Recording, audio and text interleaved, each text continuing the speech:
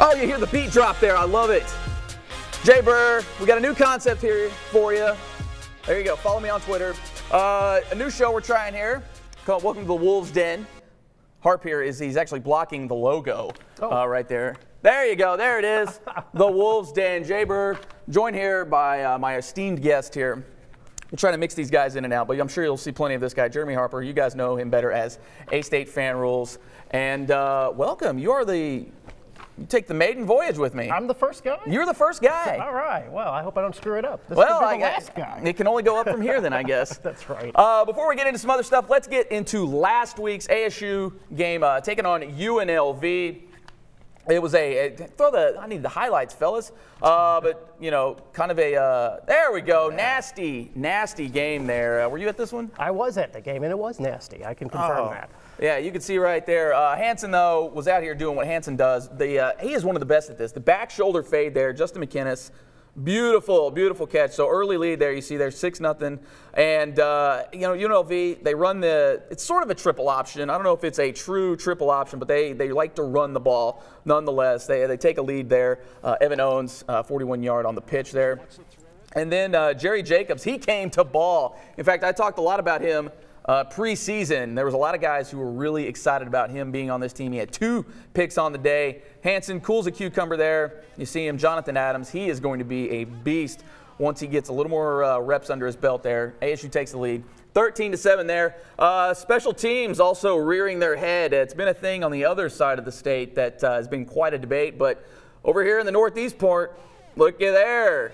Unfortunately, you can't advance the muff punt here, but probably the easiest throw and catch ever from Hansen. Just finds Javonis Isaac there, and the route is on, 19-7 at that point. But UNLV did not go away. Armani Rogers, that man can run, and he runs well. 64 yards here, would not score, but they would go on to score, cut into that ASU lead. And unfortunately for Hansen, when you run the ball a lot, you tend to cough it up here and there, and I think that's his, second or third fumble on the year? Second or third. Yeah, second or third. So 4 plays later, Lexington Thomas gives UNLV the lead. Oh, no, here we go. The shoe is going to drop. Marcel Murray, man, I love watching this guy run because he's got speed. He's got a little power. I mean, the ability to break those 2 tackles there, unbelievable. 27-20 at that point, and then the defense doing what the defense does and what they've been known to here in the past couple of years. They're creating some turnovers. B.J. Edmonds, a pick right there, 1 of 3 on the day for the Red Wolves. And then here you go, William Bradley King, the icing on the cake with the strip sack there. UNLV recovers, but hey, it was 4th down, did not matter in the end. So throw the stats up now for me there, guys. We'll kind of go over those quickly. You see the total yardage there, 396. Pretty balanced attack by ASU. UNLV had a lot of rushing yards, and as you saw there, not a lot of success throwing the ball. 4 turnovers there for Arkansas State. UNLV only had the 1 fumble recovery. Third downs tend to still be a problem, but on a day like that, you can't say I blame them, especially if you get a little behind the chains there. But UNLV wasn't successful either, so I guess we call it a wash. And then 9 different players with a catch for Arkansas State in this one. So they're distributing the ball, and then William Bradley King, 9 total tackles, 1.5 sacks, 2.5 for a loss, garners him the Sun Belt Player of the Week. A little surprised it wasn't Jerry. But I was surprised too. He was the one that was getting all the accolades. William Bradley King, he was just the guy kind of in the trenches getting the work done. So it's actually good that he got the props for that. Absolutely. Here again, Jeremy Harper here, A-State Fan Rules. I guess Harp, what do we make of this team in the early going? I feel like we haven't seen that offensive dominance, but I know the situations have been a little odd. Obviously, Bama's Bama. Tulsa really set them up to stop the pass, kind of dared them to run, and then UNLV, that is just a sloppy game. Yeah, I was thinking about that for the last few days. The thing with the games that we've had with Arkansas State, there's no ideal situation. Bama's Bama. They're not going to give up a lot of points. They're not going to let our offense run.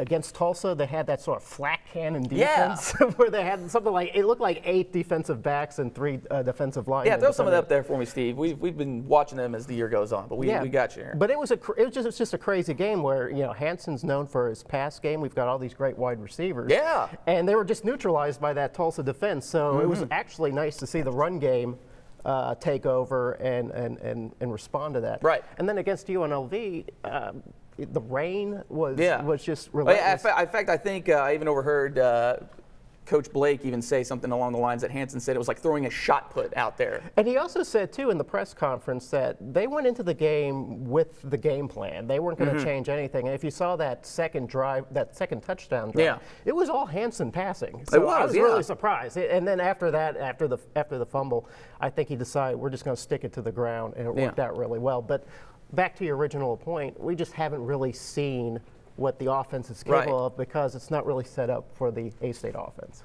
Absolutely. And you know, with as many wide receivers, and they were kind of the hype group coming into this year, it just doesn't seem like anybody has really, not that they were set up to have like one or two the guy, but it just doesn't seem like the numbers are there. And again, maybe it goes back to just what they've seen so far. And, you know, like you said, with Tulsa and then just sloppy conditions, I mean, not much you can do. You look at last year, for instance, well, for right now, Justice Hansen's leading the Sun Belt in passing yards. Oh, so there you go. But there's nobody, there's not one wide receiver on the team that's really in the top 10. Right. And the reason for that is he likes to spread the ball. I mean, he'll pass to 11 different receivers into a game. So nobody's going to be a superstar on the Red Wolves passing team. Well, they seem to have embraced that, too. And they don't seem to care. They just they just take their opportunities, and it works out really well for us. I guess the one thing on this team, and it's one thing that we've seen since Blake is coming, is the penalties. Penalties.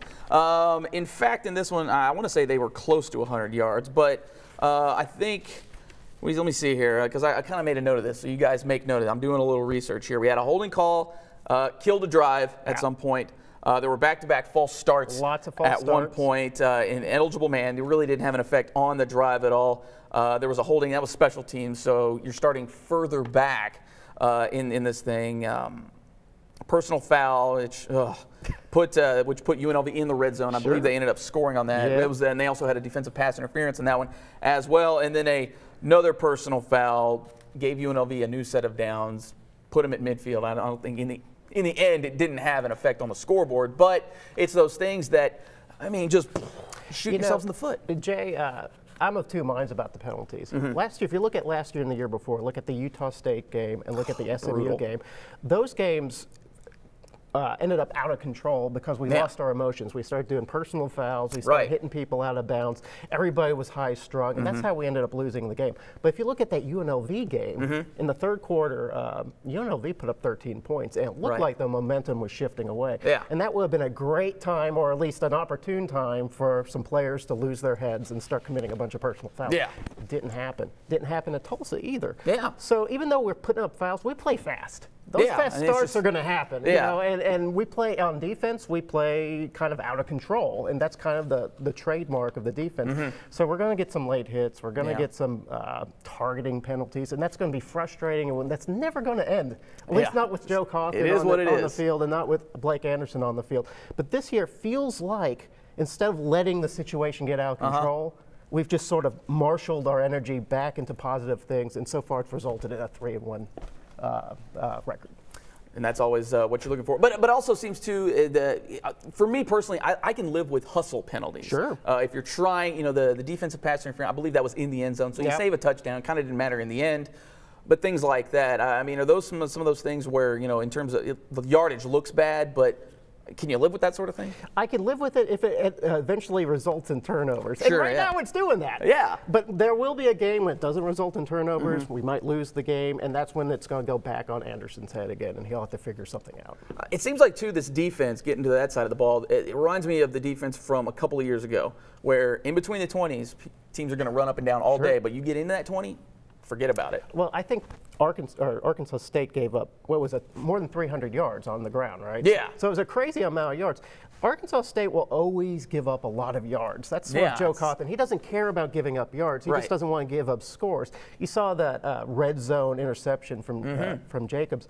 I mean, they like to take risks. That's everything about They're the very defense. risk-reward. Right. You know, they don't mind losing the yards if it means maybe they'll set up something else later on. Right. So that's the frustrating but exciting part about Arkansas State football is that, yes, we're never going to be one of those defenses that just shuts people down, but we will be that bend, don't break mentality that seems to work for us. Seems like they're lulling them into a false sense of security. that might be it. That might be some sort of voodoo that Cawthon's putting on the other team. So I guess, we're through the non-conference. 3-1. First time in a long time. I mean, how big a deal is that? Because, nobody's really thumping their chest like, oh, they beat Tulsa or, oh, they beat UNLV because, both of them had kind of lousy years last year. They look better, but we just don't know yet if either of those teams is really any good. It's like just stripping a giant monkey off Anderson's back, and it's not fair to Anderson because this streak went way past Anderson. I think the last time we had an out-conference road win was against A&M. Yeah, Texas A&M the in first 2008. Red Wolf game. So that was great, and then it sort of cursed us. So now we're beyond that curse. I think what people are not necessarily satisfied with is the nature of which the games were won. Right. But you have to understand that UNLV and Tulsa, they may not be marquee names, but they're tough opponents, and they were played under tough conditions. And Arkansas State rose to that occasion. So, and then, Alabama, after the first 5 minutes, we didn't play that bad. It's still going to be Alabama. Well, I think even with that game, if you look at the score, and, I'm not one for moral victories myself, but that game really wasn't as bad as what that score looked. No, and I think that if you see 57-7, that's what history will see, and it'll always be known as 57-7. 50-point L. But there were some good things. I think it toughened up the team. I think when they go into Georgia Southern, when they go into Statesboro on Saturday, they're not going to see anything that they haven't seen in the last 3 games. Well, not to mention just playing that UNLV team who runs a similar style offense, maybe not quite the same. I asked Coach Anderson at the press conference if seeing UNLV and also Tulsa, Luke Skipper's a good runner too. Yeah. And if that was a good preparation for Georgia Southern, and he admitted it was. He said that they got burned on a UNLV play, which was more of a triple option play, so they can look back at that and see how to adjust. Georgia Southern's going to run all that triple option. It's going to be crazy. They're going to get yards on us. And Joe Cawthon, he doesn't mind giving up a bunch of yards, but he's going to tighten up in the 20s, and hopefully Georgia Southern won't find a way to get into. Well, I guess once you kind of get down in that red zone, you sort of clog the box a little more. Yep. Might be the thing. Force a mistake, which is what they want to do. Speaking of Statesboro, boom, they're on the road this week. Georgia Southern taking on the Eagles. Some keys to this one, at least these are my keys anyways. Go ahead and throw it up there for me, guys. Penalties, obviously going to be a thing to watch out for. I think score early and often if you are the Red Wolves, because obviously triple option, ball control, that sort of thing. What do you think of scoring early and often? That's not something that Arkansas State does like to score first. Yeah. But they don't necessarily score often. Third quarter seems to be where against UNLV, they kind of reversed roles. But third quarter seems to be when Arkansas State finally overpowers the other team. The depth, the physicality, it just seems to wear people out. I'm not looking to see if Arkansas State is leading the game at halftime. Sure. I'm looking to see if it's close by halftime because I have all this confidence that by the third quarter comes, the physicality takes over and then we start rolling. Yeah, and hopefully that defense of theirs isn't too wore out. But they have been a second-half team during Blake Anderson's pretty much his entire tenure. So we'll see if that tends to kind of keep going. The front 7 on the defense, they have got to do something. Absolutely right. Forrest Merrill has been great. Yeah. And actually the whole front 7 that whole D-line has really stepped up. And they're guys that you didn't normally think were going to come out and do things, but they really have. Forrest Merrill is tied for the lead in sacks with the Sun Belt with 3. Yeah. I heard his name all night Saturday night. That guy really just lays down the wood. And if they're going to want to stop Shea Wertz and Wesley Fields, they're going to have to get in the backfield and do it. They can't let them go into open space. So those guys really do need to step up. Now kind of touching on that front 7, I mean, we haven't heard much of Raheem Bigham, kind of surprisingly, but, you have like that entire force there has just been a big deal. It reminds me a little bit of last year with oh my gosh, Javon. Yeah, with Javon. We didn't hear a lot yes, thank you. We didn't hear a lot from Javon the first 4 games. Right. All the teams were really keyed up on him. They were doing the double teams, making sure he wasn't the one that was going to beat them. Right. And I think Raheem Bigham is having sort of the same situation where he's sort of drawing all the attention, and these other guys are taking advantage. All right, so there you go. Also, watch for the passes. They like to get sneaky, those Georgia Southern Eagles, from time to time. They'll run a little play action, and I know that's kind of been the Achilles heel for Arkansas State in these games. It's kind of their big play ability. If they don't bust a long run, they'll sneak a pass or two in. They're not like Navy or anything like that. No, Jay, actually, that's what worries me the most about this game. Yeah. I think they throw about 81 passing yards a game, which isn't much. You don't think much about that. They have 14 completion on the year, which is just crazy. I mean, I think against UNLV, Arkansas State had 19, and that was in the rain and the wind. Yeah. So the difference is incredible. But Shea Werts is a better passer than Armani Rogers, who was just astonishingly bad decisions. Just tossing it up for everybody. I know, he made terrible decisions. Shea Werts doesn't make terrible decisions. Right. When he passes the ball, he usually does a very good job. I remember last year, it was the pass game that worried me more about Georgia Southern than the rush game. So Shea Werts, he's a little, he seems to have a better grasp of the pass game more than what the numbers would suggest. Right. So yes, Arkansas State needs to look out for that. Well, especially too, and I know with the triple option, the thing on defense is kind of stay in your lane, because we've seen it before out of Southern, and especially with Armani. Looks like he's going to run, then he drops back, and then it's all over. Yeah, and that confused Arkansas State often. And it confused people in the press box. We would think that somebody else. Yeah, we were lost too. Armani Rogers did a really good job of concealing that, and I think Shea Werts will probably do the same thing.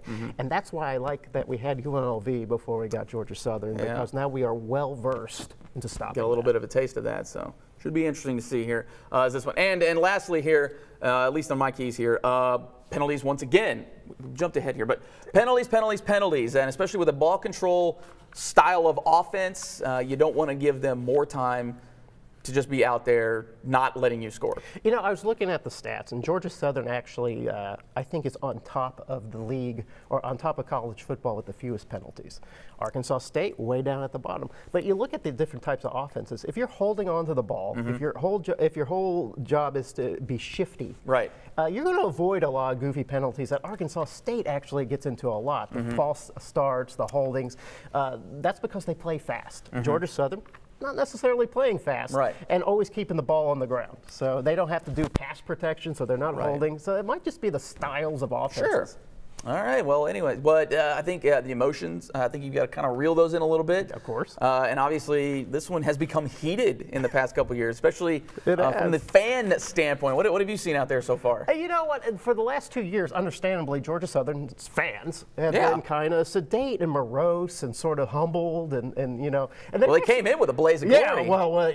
In 2014, 2015, they were almost obnoxious in how confident they were, and I was actually a little jealous. I was like, I want to be that obnoxious. But then the last few years, under Tyson Summers, they sort of step back, kind of realize, okay, we can have bad seasons too. Right. Now under Lunsford, that swagger's coming back, and I've been seeing a lot of fans come back real quick, incredulous that we'd be favored by 3, and that we would even have a chance in Statesboro. So there's at least that sort of butthead rivalry is coming back. I think that's good for the Sun Belt. The Sun Belt needs more of that. We need more hatred in the belt. We need more hate. So I think there's a supportive sense in the belt as a whole, but I think there does need to be a little more, because ULL, everybody hates ULL. Yeah, but so, come on. Okay. Hate. Let's hate Georgia Southern as much as we hate ULL. Exactly, exactly. Except when they take on the P5. Yeah, exactly. Then we all root for Group of 5. Absolutely.